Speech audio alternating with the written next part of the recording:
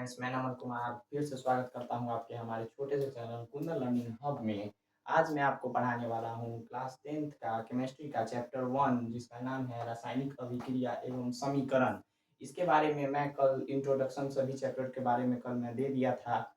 अगर आपने वो वीडियो नहीं देखा है तो डिस्क्रिप्शन में हमारा लिंक दे रखा है, तो वहाँ से जाके देख सकते हैं। चलिए बिना देरी किए हुए शुरुआत करते हैं आज हमारे चैप्टर 1 का।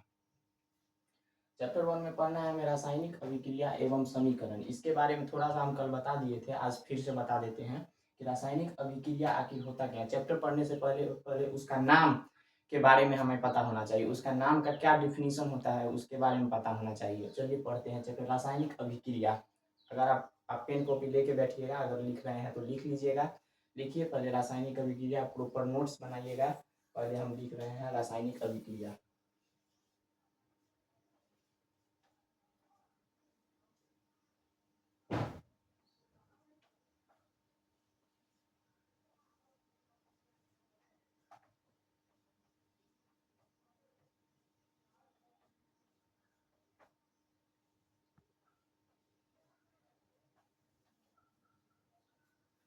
रासायनिक अभिक्रिया हम किसे कहते हैं?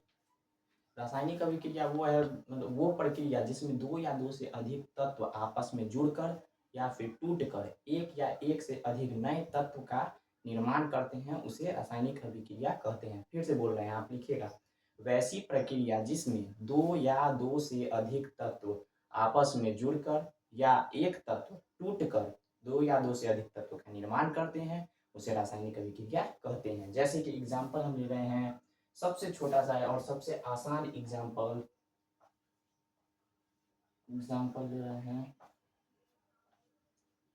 H2 plus O2 equal to H2O। इसको छोड़िए, पूरा नाम लिखते हैं। आपको समीकरण तो अभी आपने पढ़ा नहीं है, इसलिए पूरा नाम लिखते हैं।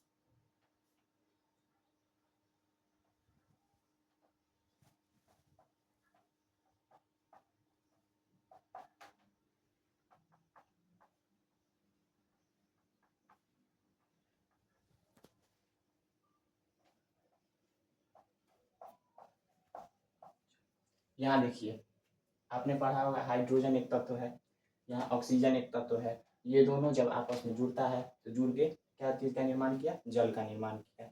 जल का निर्माण किया, वही इस ये पूरी प्रक्रिया है, हाइड्रोजन ऑक्सीजन जुड़ के और जल का निर्माण होने की जो पूरी प्रक्रिया है, उसे ही हम रासायनिक अभिक्रिया कहते हैं। आशा करता हूँ आपको समझ में आया होगा। चलिए अब आगे बढ़ते हैं। इसके और सभी एग्जाम्पल लिख सकते हैं, जैसे कि magnesium plus chlorine, magnesium chloride, carbon plus oxygen, carbon dioxide. अब आगे बढ़ते हैं। अब बढ़ते हैं प्रतिकारक।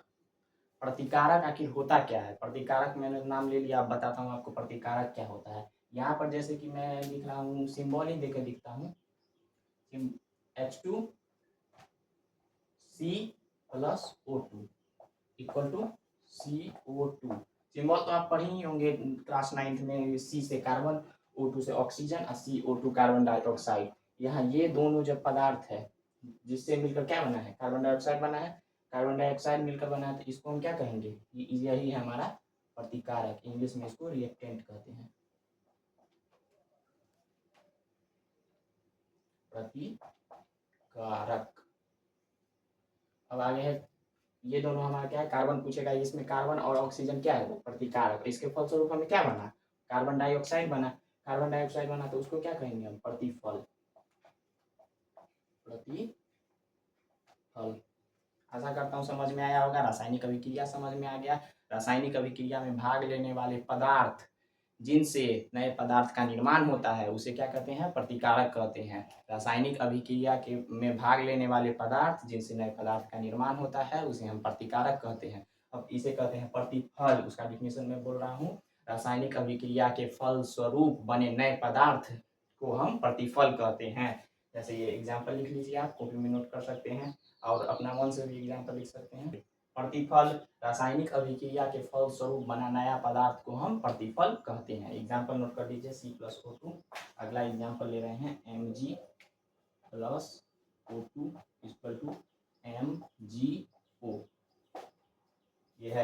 प्रतिफल, ये है हमारा प्रतिकारक, प्रतिकारक, ये हमारा प्रतिफल।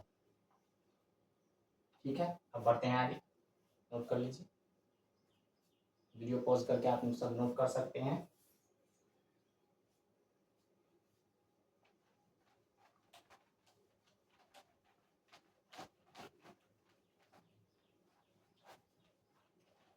अब अगला है रासायनिक समीकरण।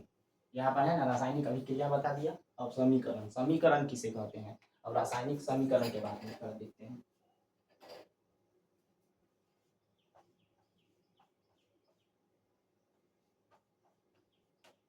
रासायनिक समीकरण, अब ये रासायनिक समीकरण क्या होता है, अभिक्रिया, रासायनिक समीकरण, रासायनिक अभिक्रिया में भाग लेने वाले पदार्थ या बने नए पदार्थ, मतलब भाग लेने वाले पदार्थ जैसे कि प्रतिकारक, बने नए पदार्थ, प्रतिफल, दोनों को क्या चीज में हम व्यक्त करेंगे, संकेत और सूत्र के रूप में व्यक्त करेंगे, संकेत और सूत्र के रूप में व्यक्त करेंगे, जिसे ही हम रासायनिक समीकरण कहते हैं। डिफिनीशन अगर लिखना चाहते हैं तो अच्छे से लिख लीजिए। रासायनिक अभिक्रिया में भाग लेने वाले पदार्थों को उनके संकेतों और सूत्रों के रूप में व्यक्त करने की प्रक्रिया को रासायनिक समीकरण कहते हैं। एग्जाम्पल देखिए, एग्जाम्पल सबसे ज्यादा जरूरी है। एग्जाम्पल जैसे कि ऊपर बोर्ड क्लीन कर देते हैं।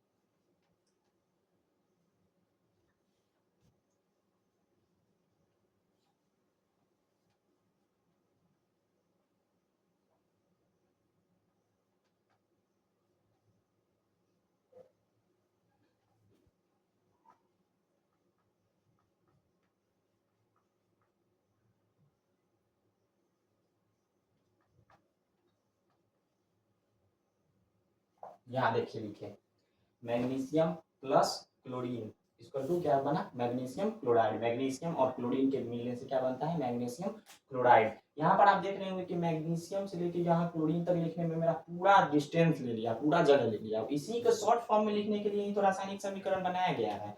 रासायनिक समीकरण को देखिए कितना छोटा जगह में हम लिख सकते हैं। मैग्नीशियम का क्या होता है सिंबल, आप पढ़ा होगा, परमाणु संख्या 12 होता है मैग्नीशियम का, Mg, मैग्नीशियम का सिंबल हो गया Mg, प्लस का प्लस दे दिए। क्लोरीन, क्लोरीन का क्या होता है Cl2, Cl ऐसे होता है क्लोरीन का सिंबल, पर यहाँ पर Cl2 लिखेंगे। उसके आगे अब मैग्नीशियम क्लोराइड MgCl2, देखिए कितने आसानी से हम लिख लिए। यही ये इसी आसानी से लिखने के लिए तो हमें रासायनिक समीकरण बनाया गया है। चलिए अब बढ़ते हैं आगे। अब हम पढ़ते हैं रासायनिक समीकरण के प्रकार। हमने पहले क्या क्या पढ़ा, रासायनिक अभिक्रिया पढ़ लिया, रासायनिक अभिक्रिया के बाद उसके प्रतिकारक पढ़ लिया, प्रतिफल पढ़ लिया। अब रासायनिक समीकरण पढ़ लिए, उसके एग्जाम्पल्स पढ़ लिए। अब रासायनिक समीकरण के प्रकार पढ़ेंगे। देखिए रासायनिक समीकरण के प्रकार, रासायनिक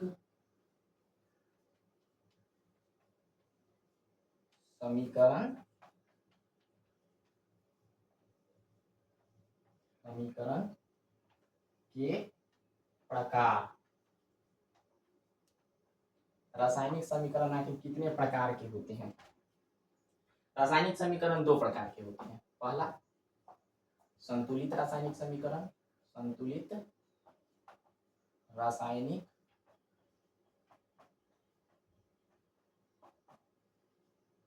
समीकरण,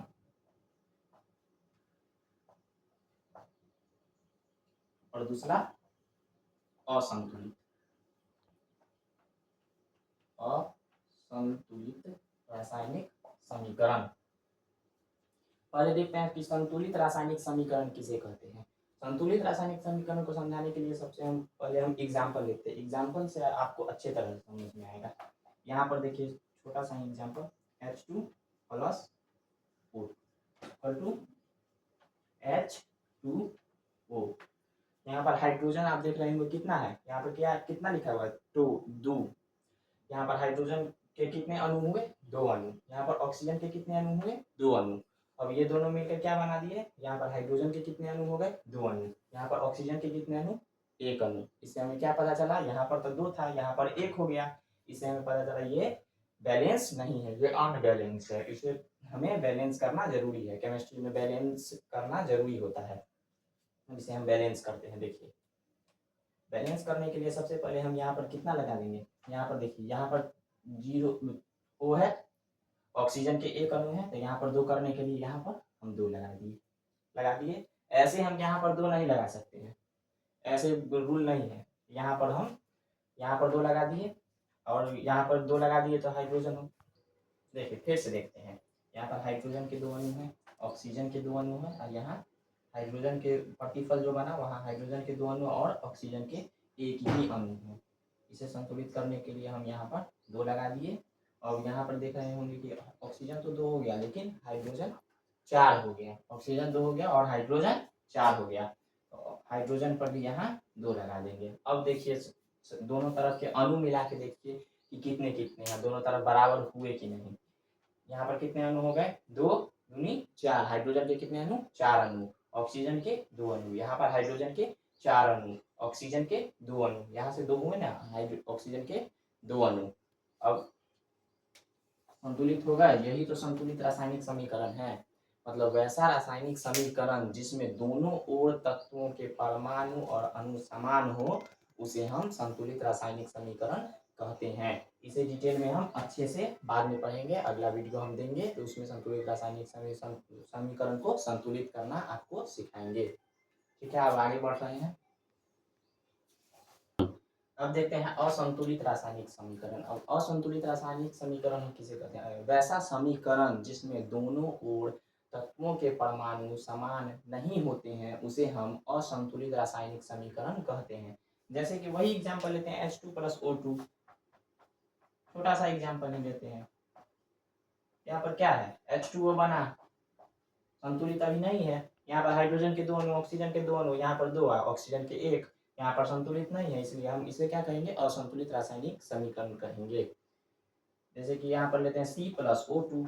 यहाँ पर क्या CO2 अगर बनेगा तो यहाँ पर ये बताइए आपकी संतुलित है या असंतुलित है। यहाँ पर कार्बन के कितने अणु हैं, 1 अणु। ऑक्सीजन के कितने अणु हैं, 2 अणु। क्या बना, कार्बन के 1 अणु, ऑक्सीजन के 2 अणु। अब तो आप देख के पता लगा सकते हैं कि संतुलित क्या होता है और असंतुलित रासायनिक समीकरण क्या होता है। ठीक है,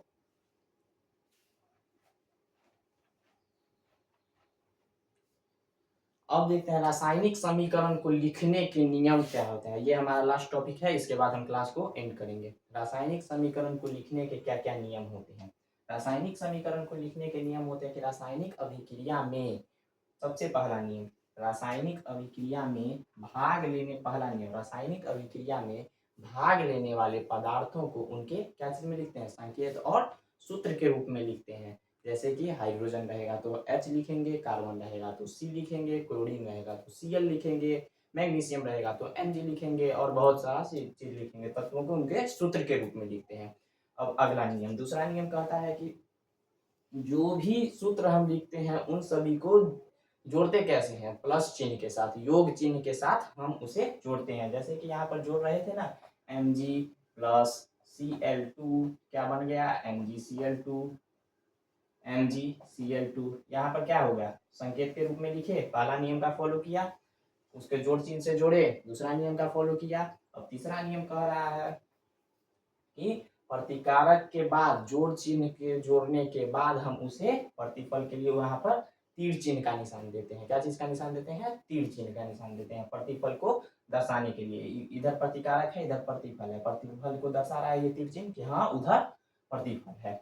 अब यदि उत्प्रेरक अगर या फिर कोई गैस हवा में उड़े या कोई भी तत्व गैस फॉर्म में बने, तो उसके लिए हम ऐसे का चिन्ह, जैसे कि हाइड्रोजन अगर गैस फॉर्म में बन रहा है तो उसके बगल में हम ऐसे चिन्ह दे देते हैं। यही सब नियम है, इसी के सहायता से हम आगे लिखेंगे। ठीक है, तो हम अपने क्लास को एंड करते हैं।